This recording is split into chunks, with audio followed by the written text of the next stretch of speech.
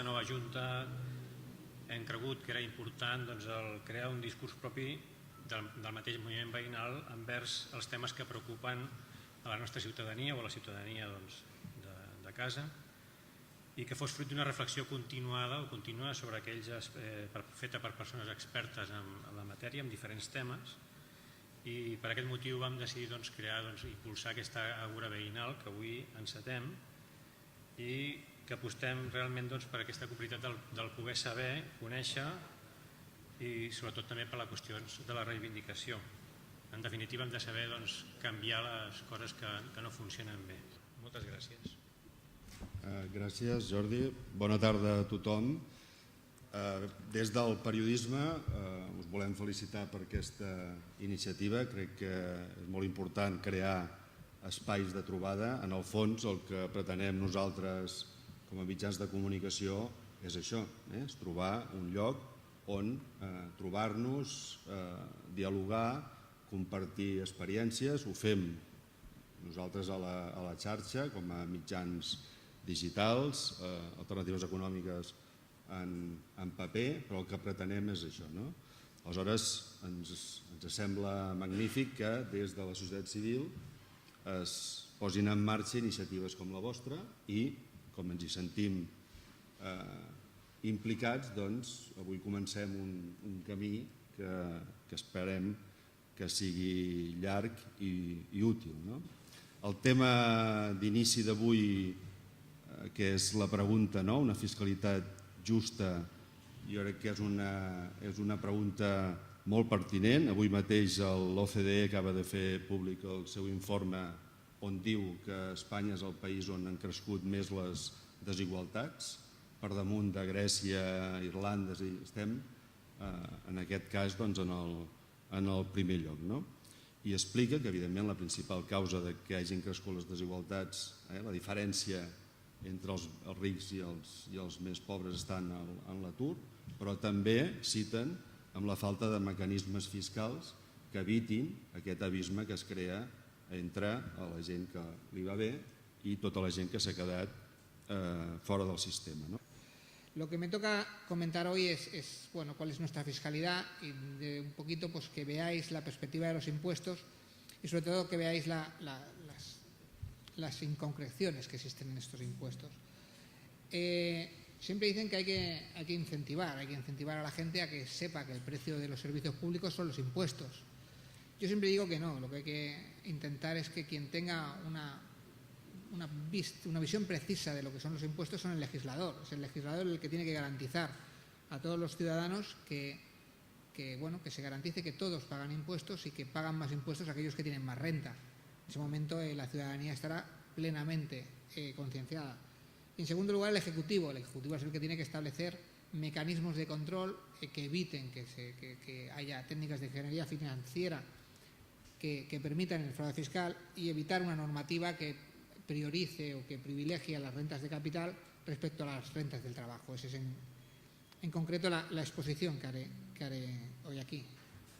En el año 2012 salieron de España 325.000 millones de euros. ¿Por qué? Porque el que hizo dinero entre el 2000 y el 2008 no le interesa que esté aquí. Ese dinero no se ha reinvertido. O sea, el gran problema que tenemos es que hemos tenido una época de bonanza económica. El que ha ganado dinero lo ha ganado y se lo ha llevado decididamente. Y además hemos tenido una legislación tan mala que incluso ha permitido el establecimiento de ERES, con lo cual las empresas se han cerrado por doquier. El dinero de esta época de bonanza económica tan grande se lo han quedado por los que lo han hecho y nos han dejado evidentemente una sociedad ligeramente empobrecida. ¿Dónde está el dinero? El dinero evidentemente está siempre en el mismo sitio. El dinero lo gestionan básicamente dos países, Reino Unido y Suiza. Más del 90% del dinero lo tienen estos países, los banqueros del mundo. ¿Por qué? Pues que establecen legislaciones en sus denominados paraísos fiscales, mediante las cuales nadie sabe que ahí tienes el dinero, con lo cual te caiga una imputación penal, te caiga como a los actores de Hollywood un divorcio no deseado, nadie sabe que tienes ese dinero, con lo cual nadie puede reclamártelo. No. Bueno, si ya vemos que el 90% del dinero está en Suiza y Reino Unido pertenece a la Unión Europea y las decisiones en materia fiscal deben tomarse por unanimidad dentro de la Unión Europea, veremos que lo tenemos difícil. Si después os comento cómo funciona Irlanda, Holanda y Luxemburgo, veréis que no hay absolutamente nada que hacer. ¿Cuál es el peso de la economía sumergida? Lo que deja de pagarse aproximadamente, hay muchos estudios, aproximadamente entre el 23 y el 25%. Dicho con otras palabras, 1 de cada 4 euros escapa al control de Hacienda. Es decir, existe una economía sumergida que anualmente nos resta cerca de 80.000 millones de euros. Nuestros índices de economía sumergida se sitúan por encima en 10 puntos de la media de la Unión Europea. ¿Quién realiza el fraude fiscal? ¿No? Ya que sabemos que es mucho dinero, vayamos a por ellos. Más del 72% del fraude lo realizan las grandes empresas y los grandes patrimonios. Hubo un estudio en el Reino Unido que se escandalizaban porque las principales empresas tecnológicas, yo no diré el nombre, vosotros las conocéis, pagaban pocos impuestos en el Reino Unido en base al volumen de facturación. Pagaban, lo tengo apuntado, no os lo digo de memoria, 45 millones de libras esterlinas, lo que venían a ser unos 54 millones de euros. Poco en base al volumen de facturación que llevaban y a los pocos gastos, ya que suelen ser intermediarias de servicios o gente que vende su producto y lo vende con un margen alto. Y se escandalizaron los franceses, que van a rebufo, dijeron vamos a ver lo que pagan aquí estas tecnológicas. Pagaban 37,5 millones de euros, con lo cual los franceses también se escandalizaron. A la zaga le sigue España, aquí pagaban un poquito más de 1 millón de euros. O sea, las grandes empresas tecnológicas, que todos conocen, pagaban apenas, con el incremento de ventas, con los márgenes que tienen, 1 millón de euros de beneficio. Sí que os voy a decir un dato que sí que está ahora mismo a los niveles del 2008, es una buena noticia. El número de SICAPs en España, o sea, las SICAPs habían bajado y ahora con la amnistía fiscal, es decir, han tenido que traer el dinero o han decidido aflorar el dinero de la amnistía fiscal y aflorar ese dinero. ¿Y dónde es el mejor sitio para tenerlo puesto y que pague pocos impuestos?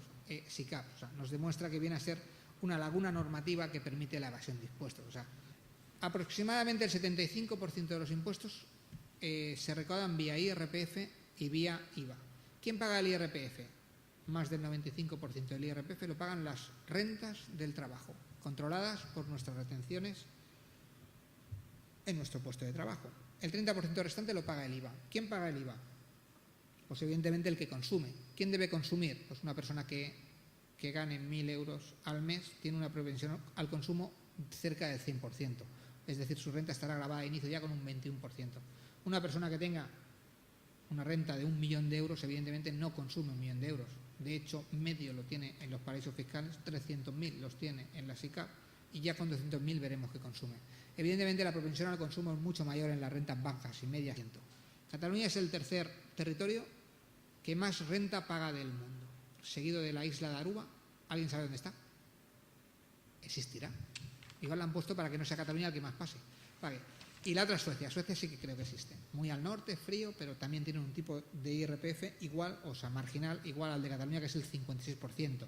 Bueno, ya que estamos, os comento un poquito cuáles son los principales impuestos en nuestro país. Tenemos un 21% de IVA, todo el mundo lo sabe. Tenemos un impuesto sobre sociedades que es del 30%, 25% para las pequeñas empresas y que incluso intentan rebajar ahora o mañana rebajarán posiblemente al 25%. Y un IRPF que empieza a pagar un 24,75% hasta un tipo marginal del 52%. Bueno, el problema es que muchísimas de las empresas, de las grandes empresas, el tipo nominal no coincide con su tipo efectivo. O sea, tienen un tipo nominal del 30% y acaban pagando un tipo efectivo del 5 o 6%. Bueno, vuelvo a decirlo, tú no puedes estar grabando a una persona que gana, bueno, que empieza a pagar, o sea, que tiene una base imponible de 20 y pico mil euros, un 30%, cuando tienes una gran empresa que te está ganando 8 millones de euros y paga un 5%, o cuando tienes un gran patrimonio que está ganando lo que quiere y paga un 1%, y si tributa por rentas capital, un 21%. Y todo esto adornado por un gravamen del impuesto sobre el valor añadido que repercute directamente en el consumo del 21%. Siguiente, el problema que nos estamos encontrando en nuestro país, además de todos los costos relatados, es un incremento muy claro de la desigualdad de renta. Es decir, los ricos cada vez son más ricos y los pobres son cada vez más pobres. Y además, si las diferentes reformas tributarias lo que hacen es abaratar el dinero, abaratar el impuesto a los que más tienen, pues evidentemente los que más tienen cada vez tienen más, y los que menos tienen, pues vía IVA evidentemente van a tener que pagar, y vía IRPF no, pero porque posiblemente no lo lleguen a los mínimos para pagar renta. En primer lloc, jo crec que una de les coses que hauríem de tenir clares com a ciutadans és quina mena d'estat volem, perquè és veritat que en molts casos, com ha dit el Miguel Ángel, potser si tinguéssim uns serveis públics fantàstics doncs estaríem encantats de pagar impostos, però jo no ho tinc tan clar això. Crec que hauria de ser així, però que està molt instaurat en el xip de la gent que pagar impostos, si es pot evitar, doncs millor, no? Si jo tinc la percepció de que es paguen molts impostos aquí, per què és? Doncs és per aquest repartiment injust i perquè normalment sempre estem parlant dels tipus marginals màxims que paguen molt poqueta gent, però en la pràctica la pressió fiscal global del sistema no és només més elevada que la resta d'Europa, sinó més baixa, fins i tot si incloem les cotitzacions socials, que és veritat que aquí són importants. Aleshores, hi havia alguns càlculs del catedràtic Ignacio Zubiri, del País Basc, que era interessant, va comparar què li passava amb una persona, un assalariat, que no tingués fills a diferents països europeus.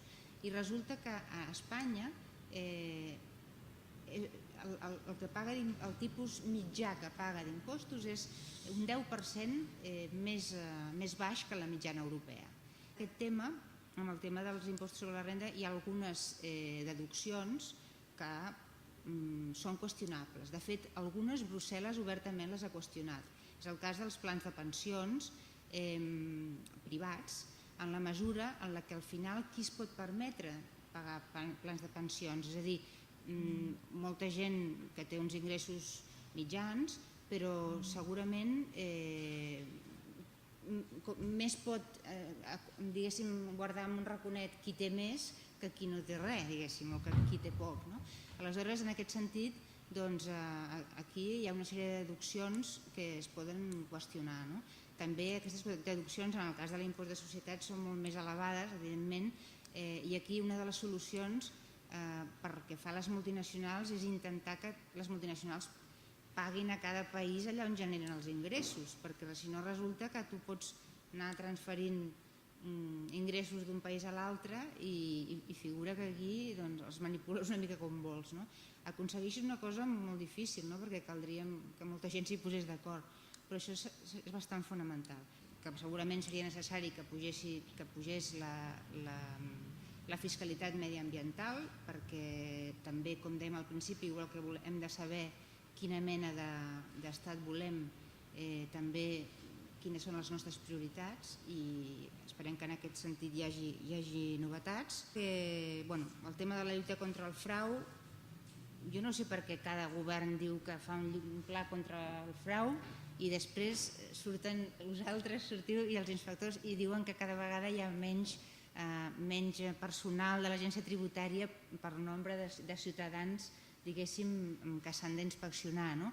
És a dir, em fa l'efecte que no s'està prenent seriosament aquesta batalla. Les últimes dades que tinc jo són de l'OCDE sobre la quantitat de contribuents que han d'analitzar els funcionaris de l'agència tributària, fan una relació de que a l'estat espanyol hi ha 1.900 persones i a Alemanya n'hi ha 700 que han de ser investigades per la mateixa persona. Aleshores, clar, la desproporció és bastant important. Amnistia fiscal, jo crec que ha estat la gran bomba contra la consciència fiscal i l'educació fiscal, perquè d'una banda, clar, sembla que perjudiques a les persones que paguen impostos, i per altra banda hi ha un altre tema, que és que ni tan sols ha aconseguit els seus objectius. El propi ministre d'Hisenda va donar unes dades sobre el que s'havia recaptat realment, que eren de 1.200 milions d'euros, tot i que va dir que també s'havien aflorat 40.000 milions, però clar, això és una misèria amb el que podria significar. És a dir, que el que s'ha vist és que de forma pactada les coses no funcionen i que fa falta una mica de madura. Després d'escoltar el Miguel Ángel i l'Ariana, un es fa la pregunta realment i veu clarament que el sistema fiscal que tenim actual no recull o no es basa en aquesta justícia social que ens emana d'aquest article, el 31.1, o la Constitució està malament o realment necessitem una reforma fiscal de cap a peus, perquè lògicament no respon en aquest principi que ara està tan de moda de parlar de la Constitució. Per tant, jo diria, la pregunta que ens hem de fer, podem canviar la fiscalitat? I la resposta és que no és que podem fer-ho, però a més és que ho hem de fer, no? I aquesta és una de les vocacions clara que neix dintre d'aquesta àgora veïnal, a l'hora de poder treballar, vehicular i també poder acabar pressionant a les administracions i poder empoderar també a la ciutadania per encoratjar-la a que podem fer, a canviar aquestes qüestions, no? Des de la Confab en tenim experiència en aquest sentit. Tenim experiència quan va passar la famosa guerra de l'aigua, no? Amb el tema de l'objecció fiscal en aquell sentit, en el qual l'administració va tindre que entendre d'una manera clara i contundent el que li deia la ciutadania al carrer. També aquesta àgora és un moment ideal per poder agrair la tasca que fan les entitats que estan aglutinades en aquesta plataforma per una fiscalitat més justa i ambiental i solidària, perquè està fent una gran feina, no? I a més està elaborant uns documents de referència per a la ciutadania que estan a l'abast de tothom, documents fets per persones expertes i que de moment ens conviden a la reflexió i ens conviden a l'enteniment de cada una de les coses que ens passen en el règim fiscal. Ens han condemnat en els últims anys als retalls, o sigui, el que en diríem un austericidi dintre del que són les polítiques socials, no? Les retallades. Això no ens porta enlloc. El que realment hauríem de trobar o cercar, a més, és un sistema que fes un sistema social, un sistema tributari molt més equilibrat, molt més socialment admissible. Aquesta recaptació està clar que ens ha de venir per l'impost de societats, per exemple, no? Perquè és paradoxal. Tenim unes tasses altes dintre del que els impostos de les societats d'Europa, però en realitat podem analitzar que en el 2012, partint d'un 30%, ens hem situat amb una aplicació mitja d'un 19%. Per tant, vol dir, podem posar xifres les que vulguem a la teoria, si després a la pràctica les escurcem a la meitat o les traiem, doncs lògicament això és poesia, que diríem, no? Vull dir, jo crec que aquests temes ens ha de fer pensar en aquestes situacions. Per altre cantó, aquesta major recuperació també ens hauria de portar a recuperar alguns impostos que hem anat eliminant, i els hem anat eliminant no a les classes treballadores o mitjanes o les normals, hem anat fent-ho a les classes més altes i benestants, no? Aquestes liquidacions de patrimoni que són capitals importantíssims, i després, pensant en què fèiem el bé, resulta que hem ajudat a les empreses que més defrauden al país, no? Que són les grans. Resulta que tractem igual una empresa que pot facturar 10 milions d'euros a una que factura 45 o 200, i per tant això no és un tracte igualitari. I vaig comentar que potser hauríem d'inventar les SICAPs populars. Potser hauríem de començar a fer als barris, a les ciutats, als pobles, doncs crear una SICAP popular entre tots els ciutadans al nivell que volguéssim, només de manera contestatària perquè l'administració veiés que nosaltres també podem emprar des de la classe normal treballadora, les que toquem de peus a terra, podem també jugar amb les seves mateixes eines.